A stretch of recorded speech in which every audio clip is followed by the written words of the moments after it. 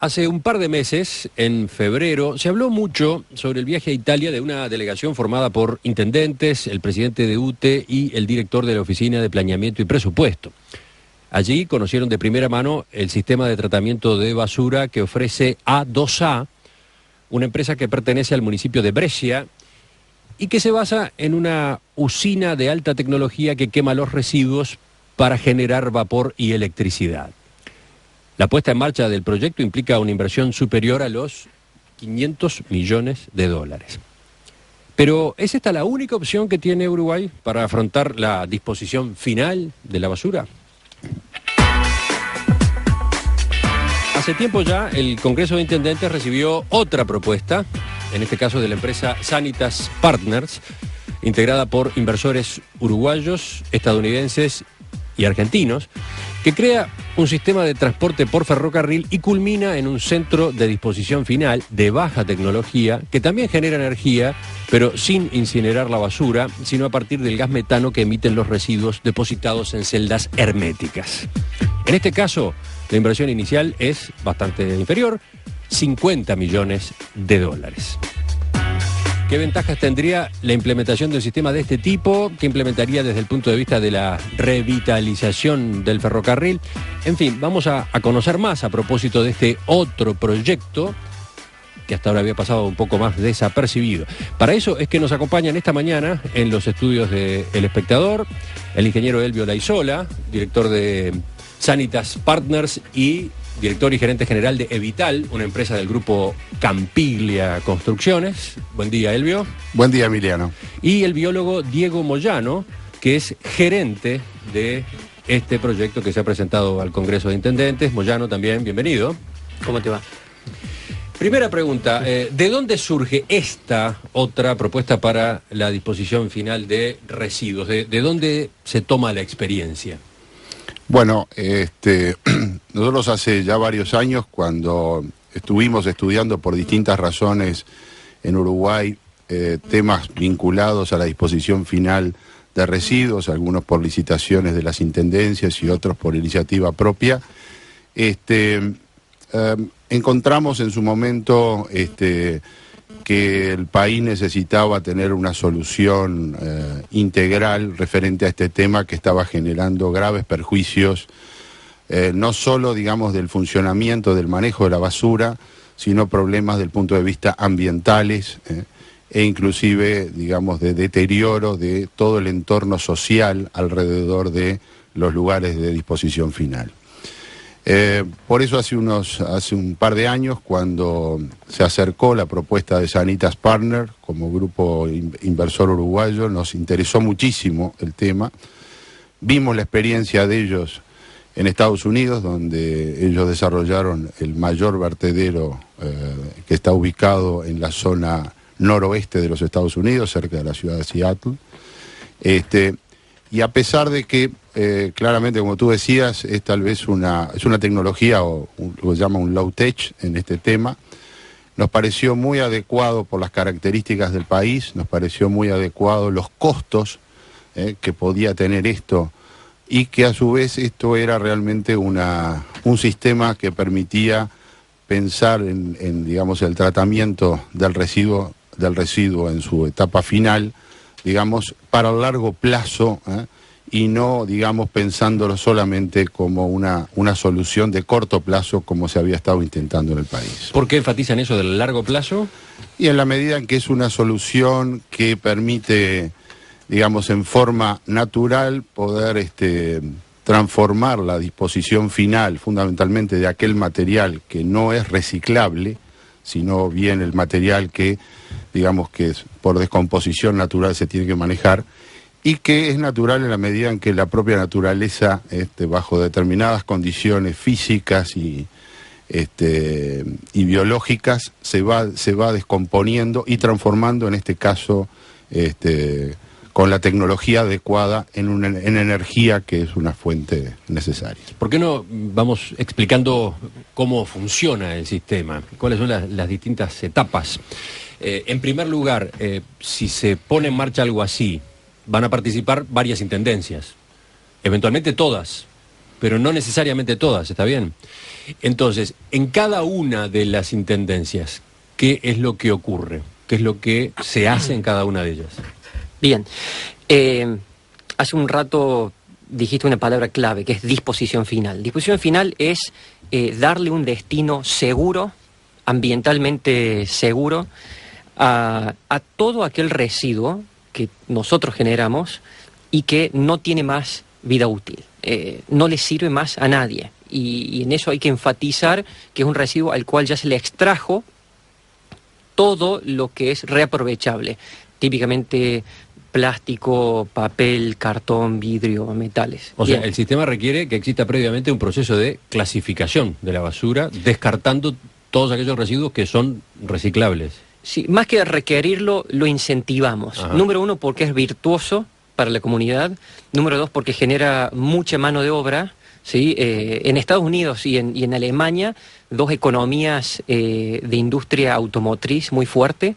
La industria del reciclado genera más mano de obra que la industria automotriz. Entonces es un dato muy fuerte. Y Uruguay no tiene motivo para perderse esa oportunidad, ¿sí? Sobre todo porque es una industria que requiere gestión, no requiere tecnología de punta. Entonces, realmente incentivamos a que esa industria se desarrolle a través de educación, políticas públicas, etcétera. En segundo lugar, lo incentivamos porque es mucho más eficiente el proceso de producción de energía para nosotros. Nosotros preferimos darle disposición final a residuos que tengan un alto porcentaje de biomasa, ¿sí? de material biodegradable, para que la mayor parte posible se convierta en gas y podamos producir energía.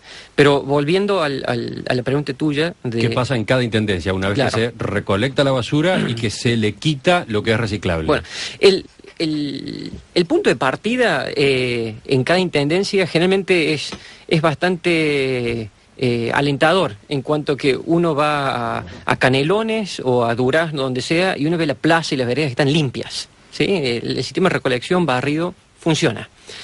El dolor de cabeza de cada intendente es qué sucede con cada camión que ya juntó 4 o 5 toneladas y que no tiene a dónde mandarlo. Y bueno, hoy por hoy lo que sucede en cada intendencia es lo mismo que sucede en cada pueblo o ciudad de Argentina y de Brasil. Digamos, Uruguay no tiene una situación particularmente trágica, pero sí necesita una solución. Entonces, los intendentes están hoy haciendo la gestión de lo posible, que es el vertedero que vemos en Cañada Grande o en Florida, y es lo que está al alcance de su capacidad. Lo que nosotros ofrecemos es ir más allá. En primer lugar, que el problema, este residuo que se genera en cada comunidad, nosotros lo resolvamos recibiendo ese residuo en cada comunidad, en Florida, en Durazno, en donde sea, construirle a cada intendencia lo que se llama una estación de transferencia, que es No es un vertedero. No, es una instalación de transferencia, en donde el residuo llega, se descarga e inmediatamente se consolida, se compacta adentro de un contenedor tipo marítimo, un contenedor ISO. ¿Por qué? Porque el residuo pasa de una modalidad de recolección a una modalidad de transporte. O sea, esa estación de transferencia es para captar y rápidamente enviar ese residuo a un lugar en donde se va a utilizar para producir energía y sobre todo se le va a dar un tratamiento de mucha seguridad ambiental. ¿Y cómo se hace el transporte? Ahí es donde entra en juego el ferrocarril. Se supone que estas estaciones que reciben la basura van a estar ubicadas cerca de las vías férreas. Exactamente. Otro de los temas que nos interesó del proyecto para el Uruguay es el tema de la utilización del transporte ferroviario, algo que el país, por diferentes razones, a veces no ha logrado conseguir la masa crítica, digamos, para poder mover este importante medio, que además abarataría muchos otros costos que tenemos de traslado de materias primas hacia los puntos de salida. Y esto permitiría que todos los días tiene que estar moviéndose justamente desde las centrales de transferencia que mencionaba Diego hasta el punto de disposición final por medio de transporte ferroviario, para lo cual nosotros hemos hecho acuerdos con AFE, donde hemos estudiado en forma conjunta desde las tarifas, los elementos que necesitaría cada uno de los ramales que estudiamos en nuestro proyecto. A su vez vimos el tipo de equipamiento que la empresa proveería, equipamiento adecuado para el traslado de residuo, tanto de vagones especiales, como decía Diego, del tipo ISO, hasta maquinaria. Justamente por la experiencia de la empresa, tiene equipamiento, conoce perfectamente cuál es el equipamiento requerido, y eso permitiría viabilizar tener un flujo, dependiendo del volumen, pero tal vez hoy un volumen tan importante como el que trasladó el año pasado AFE en todo el año, solamente por este medio. Otro tema interesante desde el punto de vista del transporte: básicamente la concentración mayor la tenemos más hacia el sur, con lo cual estaríamos llevando ya tren hacia, en el caso de nosotros concretar la disposición final en el centro del país, hacia el norte, con lo cual ayudaría a AFE también para poder reducir sus tarifas, para poder trasladar a su vez mercadería del norte hacia el sur. ¿Qué ocurre con la basura una vez que llega al centro de disposición final de residuos? ¿Cómo son las cosas allí? A ver, en primer lugar, el residuo se aísla del medio ambiente. Hay un centro de disposición final en donde se construyen celdas, que lo podemos visualizar como ollas grandes que están construidas en el suelo, con sistemas sofisticados de membranas naturales de arcillas, membranas sintéticas, sistemas de recolección y tratamiento de líquidos. Bueno, y el residuo se compacta y diariamente se va cubriendo con suelo compactado, y todo este sándwich que se va construyendo va calzado con cañerías para extracción de líquidos y de gas, y de reintroducción de líquidos también. ¿Por qué reintroducción de líquidos? Porque básicamente esta celda, y este es el gran avance técnico de Sanitas Partners, que es una empresa que básicamente modificó y revolucionó la disposición final de residuos en Estados Unidos en la década de los 80 y 90.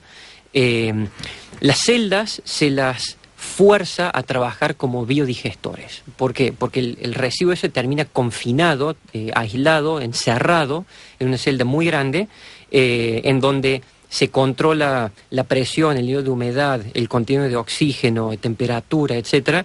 Entonces se obliga a esa celda a producir una cantidad constante de gas por minuto, ¿sí? Entonces eso ya es materia prima para pasar por una turbina y alimentar de electricidad. Y tenemos capacidad de producir mucha electricidad y sabemos exactamente cuánto vamos a producir y qué se va a abastecer. ¿Por qué se le llama baja tecnología a esto?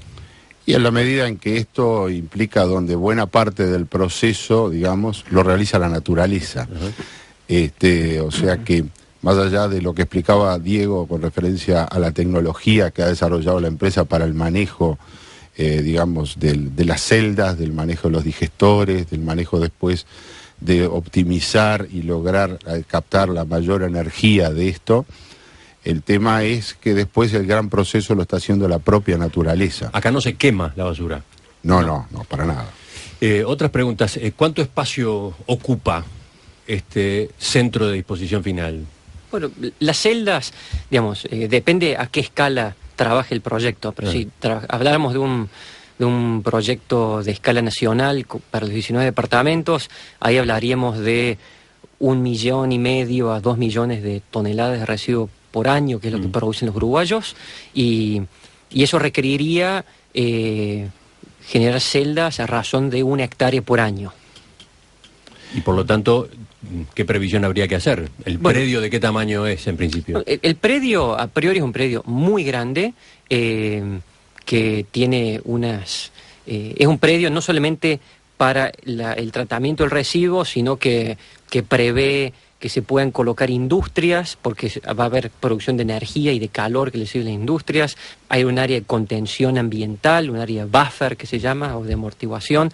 Es un predio muy grande. ¿Qué números podríamos dar? ¿Alguna aproximación, ingeniero Laizol? Unas 500 hectáreas. Ajá.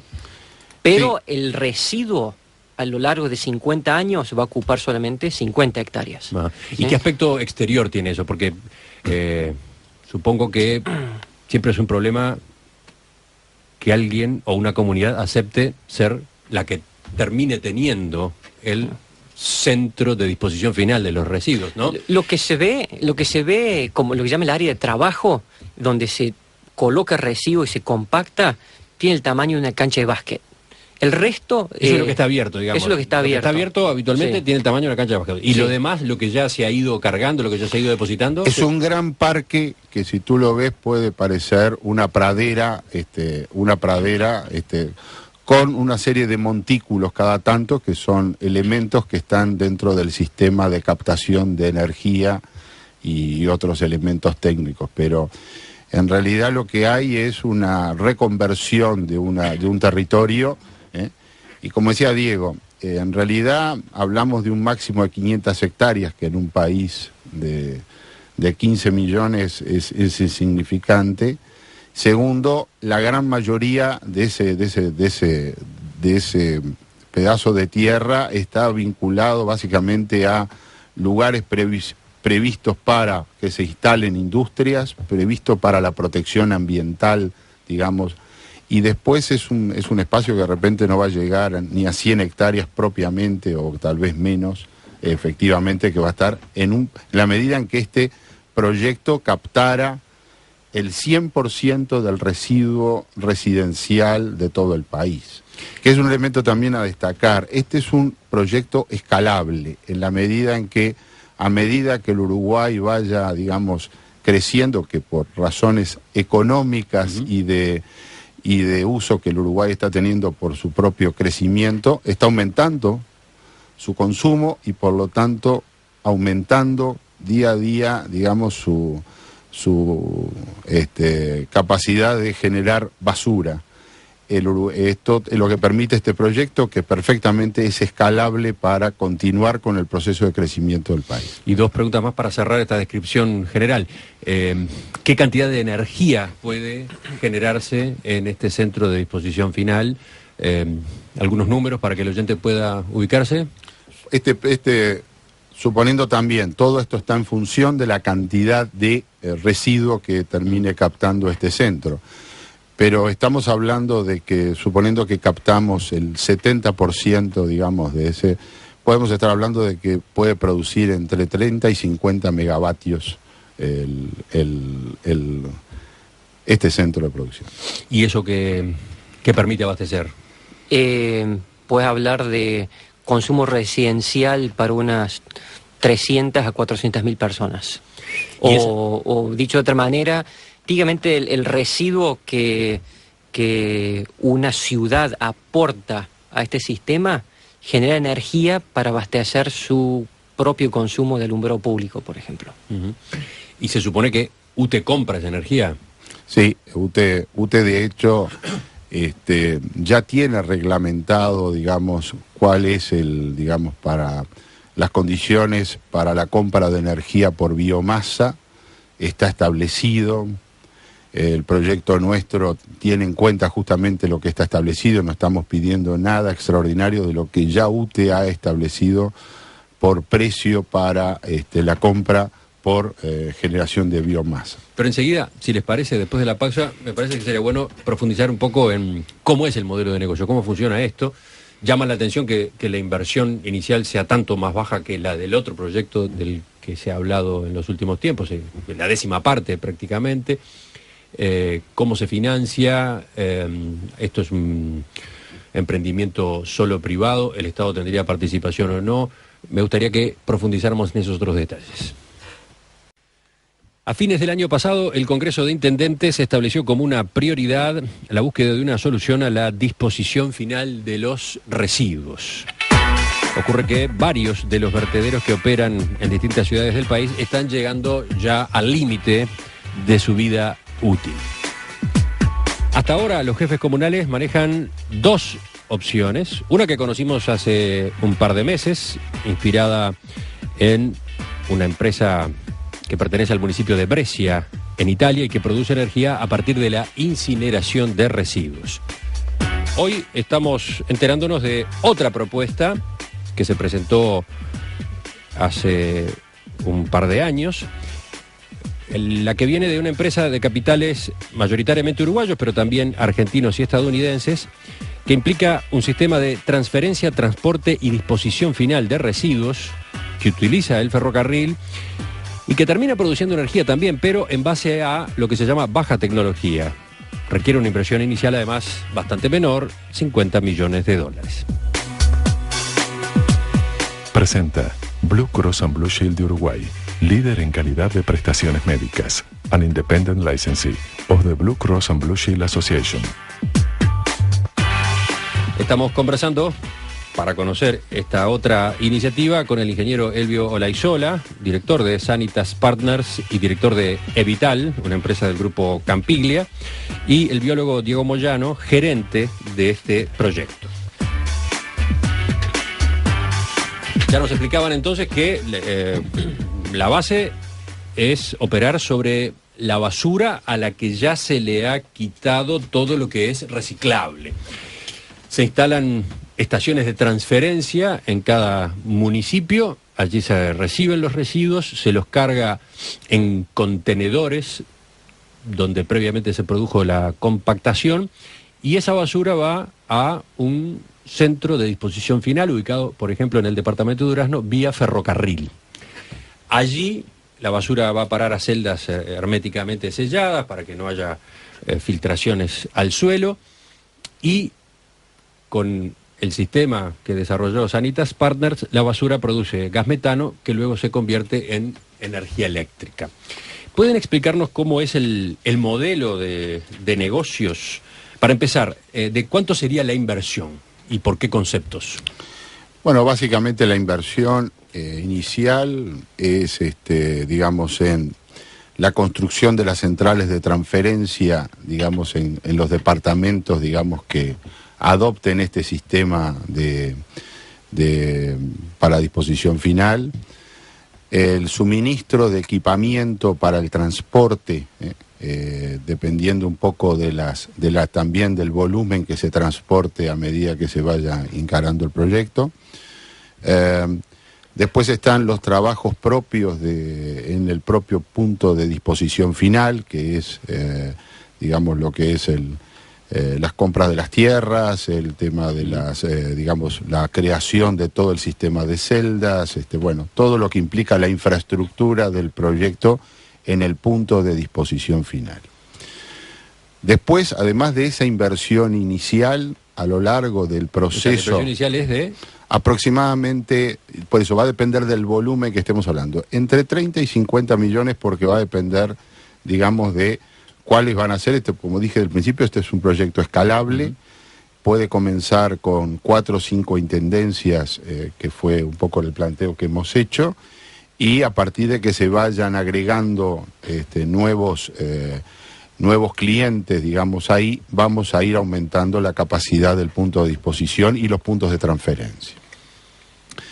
Luego, a lo largo del proceso, que 20, 30 años, hay que seguir haciendo inversiones del punto de vista en el punto de disposición final para la construcción de celdas, para la construcción de elementos digamos, para la toma de la energía, más los puntos también a medida que va aumentando la capacidad de digamos del vertedero, hay que ir haciendo inversiones en equipamiento para ir tomando la mayor energía que se está produciendo. O sea, en esta propuesta la inversión es totalmente privada, es de este grupo encabezado por Campiglia, con socios argentinos y estadounidenses. Exactamente. Nosotros, ojo, estamos abiertos en su momento de hecho, hemos iniciado alguna conversación, pero no hemos tenido todavía respuesta. Estamos dentro del marco de la nueva ley de PPP, que se promulgó el año pasado.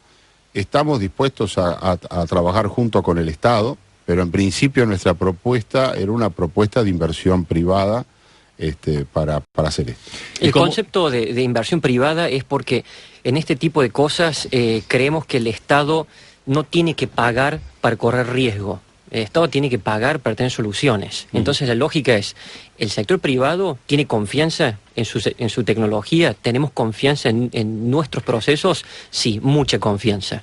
Entonces, estamos dispuestos a hacer la inversión y que el Estado pague solamente en concepto de servicio prestado. Y ahí vamos por a la otra tonelada, pregunta pendiente. ¿sí? ¿Cómo se descuenta la inversión? Claro. Entiendo bien, la empresa obtiene dos tipos de ingresos: por el manejo de la basura, Sí. y por la generación de energía eléctrica. Claro. A ver, ¿cómo sería entonces? A ver, a priori, el proyecto necesita cobrar una tarifa por tonelada porque los primeros 4 años, el proyecto produce muy poco gas. A partir del cuarto o quinto año, de golpe se dispara la producción de gas, entonces se puede empezar a producir energía y venderle a UTE. Pero el concepto es que cada intendente tiene la solución en la puerta de su ciudad, que es la estación de transferencia. Cuando deja una tonelada de residuo en nuestras instalaciones, esa tonelada de residuo se convierte en nuestro problema, técnicamente y jurídicamente. Entonces se factura esa tonelada y el intendente, él decide cuántos residuos nos deja en la estación de transferencia, y eso está afectado por cuánto residuo se produce, cuánto se recicla. Eso es una decisión de cada comunidad. Y la comunidad decide cuánto residuo se deja en la estación de transferencia y se factura eso. Es muy transparente. Por otro lado, ustedes le venden a UTE la energía eléctrica. Exacto. Como decía anteriormente, la energía eléctrica, una vez que se empieza a generar una masa de energía suficiente para que se genere aproximadamente entre el tercer y cuarto año, ya está inclusive hasta tarifado cuánto es lo que UTE está dispuesto a pagar por megavatio de energía producida por biomasa. Independientemente que entendemos que igual este sistema está dando una solución del punto de vista le está solucionando un tema a las intendencias y al país, y que bueno, creemos que hay algún otro valor agregado que tenemos que en su momento conversar un poquito a partir de lo que estamos generando. Pero como decía Diego recién, nosotros tenemos una etapa al principio donde vamos a cobrar por tonelada dejada en nuestros depósitos de centrales de transferencia, y después es un proyecto que se sustenta con el pago de la energía que estamos generando. O sea, hay un momento en que dejan de cobrar ustedes por tonelada recibida. Hay una parte que estamos disminuyendo sustancialmente ese tema. Y esa primera etapa en la que la intendencia tiene que pagar por tonelada que les entrega, ¿cierra con los números de las intendencias? ¿Cómo es hoy? ¿Cómo es el un presupuesto poco más que las intendencias destinan hoy a este tema? Es muy difícil saber exactamente cuánto destinan efectivo. Tenemos números muy preliminares. Sabemos lo que les cuesta aproximadamente por tonelada, pero no tenemos claro cuánto es la inversión que están realizando, porque ellos también están haciendo inversiones a nivel de vertederos y con su sistema de manejo de la basura, que eso no está puesto a veces en el valor que se maneja. Ellos manejan de 10 a 15 dólares, por decir una cifra, aproximadamente por tonelada, por disposición. Y bueno, lo que nosotros estamos planteando es un poco más, efectivamente, por el manejo de eso, y además del tema de energía. Pero hay algunas intendencias que nos han abierto sus libros, nos hemos sentado con sus técnicos a hacer estudios de costos, y hay intendencias que hoy hacen transferencia, transporte y disposición, y con nuestro servicio pagarían menos. Y por supuesto el resultado no es comparable. El costo es comparable, pero el resultado no, ¿cierto? ¿Qué pasaría en cuanto a plazos? ¿En cuánto tiempo podría estar funcionando un sistema como este? Otra de las características que tiene este sistema, que es un sistema que en menos de un año este sistema está implementado. O sea, nosotros una vez firmados los contratos correspondientes, nosotros estamos en condiciones de entre 6 y 9 meses tener habilitadas las centrales de transferencia y empezar a funcionar la planta para recepcionar residuos. De la audiencia preguntan qué pasa con los residuos de este sistema. Este sistema que ustedes están proponiendo no produce también algún tipo de residuos. ¿Qué se haría con ellos? Quiere saber Raúl. Bueno, para Raúl, claramente a la celda de nuestro sistema llega residuo que no tiene más vida útil. Y nosotros preferimos que llegue ahí un residuo que es mayormente biodegradable. Igual algún residuo va a llegar que no se degrada, y lo que nosotros garantizamos es que ese residuo deja de ser un problema que deja de afectar, como afecta hoy, al medio ambiente, al desarrollo urbano, a los recursos turísticos, digamos. Hoy el residuo tiene un enorme impacto. El residuo desvaloriza y afecta todo lo que toca y todo lo que tiene cerca. Lo que nosotros hacemos es básicamente un ordenamiento territorial. Llevamos a estas celdas todo el residuo que hoy está afectando seriamente a la comunidad y el país en muchas dimensiones, y lo confinamos y lo mantenemos aislados del medio ambiente de una forma muy segura y muy auditada, digamos, es una tecnología muy estudiada, muy comprobada. Entonces, además de producir energía con todo lo que se degrada, se le da una seguridad ambiental en relación a todo aquel residuo que no se degrada y que no tiene más vida útil. ¿No hay vapores, no hay humo acá? No. Acá no se quema nada. Digamos, todo lo que puede ser derivado del petróleo, todo lo que puede ser plástico, nosotros preferimos que se recicle. Digamos, Uruguay es un importador de plástico. Que eso se recicle en vez de quemarlo. Que nos manden todo lo que se degrada solamente. Otra pregunta de la audiencia. Raquel de Canelones quiere saber, ¿y la etapa previa, la separación de los materiales reciclables, se va a seguir haciendo en la vía pública, por los jugadores, de manera informal? A ver, esto es un tema de acuerdo con las propias intendencias, porque como decíamos, este es un sistema que convive, y es parte también del concepto que estamos manejando, que convive perfectamente con la clasificación. Creo que ese tema es todo un tema cultural que hay que ordenar. Las propias centrales de transferencia tienen el lugar como para poder hacer esa clasificación, de hecho, pero eso va a depender de los acuerdos con las propias intendencias, de forma tal que quienes estén autorizados a los reciclajes, quienes estén, digamos, debidamente autorizados, puedan participar directamente de ese proceso de reciclaje. Por supuesto que todos añoramos tener una clasificación desde la residencia, donde ya venga separado lo que es material reciclable del resto, que eso es parte del proceso que el Uruguay también tiene que hacer cultural, y es parte de las cosas que tenemos que pensar, que este sistema o cualquier otro tiene que pensar que el Uruguay tiene que empezar a generar, digamos, una cultura de que acá pasa mucho lo que se dice en este negocio, que es que la gente se quiere sacar la basura y no quiere saber qué pasa con ella al final, pero realmente el problema de qué pasa con la basura al final es un problema de nosotros, de nuestros hijos y nuestros nietos. Entonces, es un tema que tenemos que estar atacando hoy, y hoy tendría que salir ya clasificada desde la residencia. En otro caso, de los propios centros de transferencia se puede hacer un reciclaje. Aparece otra pregunta más a propósito de efluentes que pueda tener este sistema. Concretamente, no tanto los sólidos al final de todo el proceso, sino los líquidos, que dice Ana María seguramente son contaminantes. ¿Qué pasa con ellos? Bueno, esos líquidos se llaman lixiviados, ¿sí? Y las celdas producen líquidos, y esos líquidos se extraen y a su vez se vuelven a reintroducir a la celda, y es más, hay que agregarle agua a las celdas. ¿Por qué? Porque las celdas consumen agua. Adentro de la celda está ocurriendo un proceso biológico de descomposición de todo ese residuo en lo que se llama condiciones anaeróbicas. Ese es un término muy técnico para decir que es un ambiente donde no hay oxígeno. Como está todo cerrado y aislado del medio ambiente, no entra oxígeno.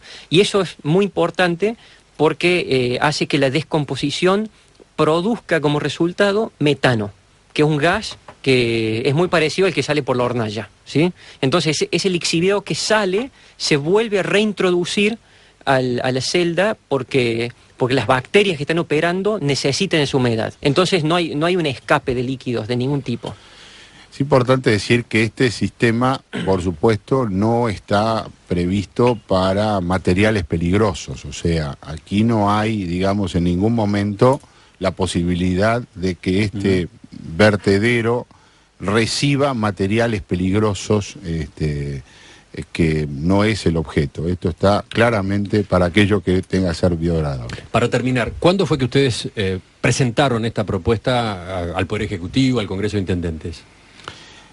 Nosotros presentamos, de acuerdo a la Ley de Inversiones, en julio del 2010, una iniciativa privada para la realización de este proyecto. Hace casi 2 años, entonces. ¿Cómo se entiende que hasta ahora prácticamente no se haya hablado de este proyecto? Bueno, en realidad nosotros hemos corrido con lo que estipula la ley de cuáles son los pasos que había que hacer. Este expediente ha circulado por varios ministerios. Hoy por hoy formalmente no tenemos una respuesta, digamos, de qué pasa con nuestro proyecto. Paralelamente, los intendentes tomaron mucho interés sobre este proyecto debido, como tú decías hoy, la grave situación en que se encuentran los vertederos municipales.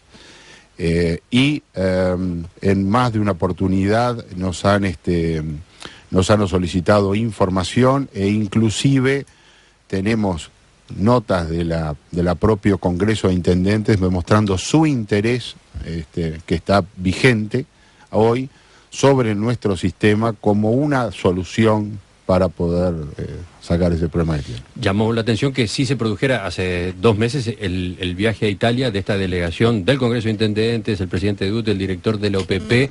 Se generó la sensación en ese momento que se iba en aquella dirección, la del proyecto impulsado por la empresa A2A de Brescia. ¿Ustedes también han planteado la posibilidad de un viaje para conocer cómo es este otro modelo en su origen? Sí, simplemente nunca tuvimos la respuesta que aparentemente tuvo el otro proyecto. Quiero agregar una cosa importante. Nosotros, por supuesto, sabemos a través de la prensa de la existencia de este proyecto, sabemos la información que ha surgido en prensa, no tenemos mucho más. Creemos además que, por supuesto, los técnicos conocen muy bien lo que es un incinerador y cuáles son las características de este proceso de manejo de la disposición final de residuos. Creemos que el proyecto nuestro es complementario en caso de que algún municipio adopte este sistema. Porque se ha señalado, por ejemplo, que en el sur del país, la Intendencia de Montevideo, por ejemplo, la de Canelones, tendría una cierta inclinación al proyecto de origen italiano.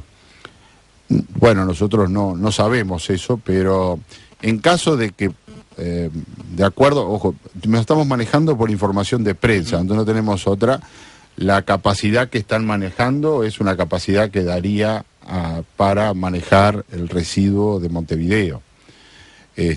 Aclaremos que los incineradores tienen una capacidad limitada a lo que decimos es que esta solución nuestra es totalmente complementaria en caso de que, por ejemplo, Montevideo adoptase este sistema, lo cual es válido por una decisión soberana que tengas de hacerlo, pero que para el resto de las intendencias, esta es una solución, como dijimos, entendemos primero, mucho menos costosa, mucho más amigable y sustentable a largo plazo. A ver, el tema de los incineradores son decisiones estratégicas que han servido en algunas partes del mundo por temas puntuales, por la falta de espacio, etcétera. Pero en ninguna parte del mundo funcionan incineradores sin que haya vertederos controlados con las condiciones de seguridad ambiental que nosotros planteamos. En primer lugar, porque como dice Elvio, los incineradores tienen su capacidad limitada y después hay residuos extraordinarios que surgen o el crecimiento de residuos supera la capacidad del incinerador, o los incineradores tienen un particularmente tiempos de mantenimiento y reparación importantes, y ese residuo tiene que ir a parar a algún lado. Digamos, son sistemas que conviven y no se excluyen. Además, el incinerador necesita una plaza importante, como puede ser Montevideo, mientras que nuestro proyecto, utilizando el Paladar de Elbio, es escalable. Podemos arrancar y que el gobierno diga, o que 3 o 4 intendencias digan, a ver, hagan la inversión, queremos ver cómo funciona. Elbio Laizola, Diego Moyano, representantes de Sanitas Partners, gracias por acompañarnos esta mañana. Muchas gracias. El tema queda ahora más completo en la información para los oyentes, pero vamos a seguirlo de cerca, a ver por dónde termina procesándose el debate entonces. Muchas gracias a ti y estamos a las órdenes. Gracias.